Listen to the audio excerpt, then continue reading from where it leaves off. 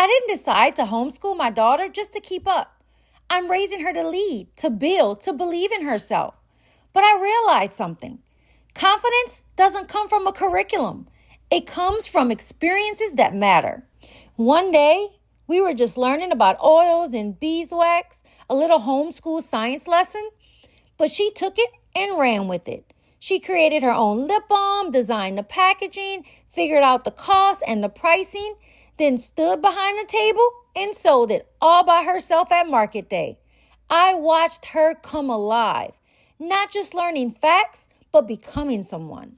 It was science in action, real math with profit and pricing, public speaking and confidence, ownership, follow through, and problem solving.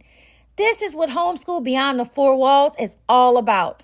Not just doing school at home, but raising kids who are ready for the real world because they've already started living it.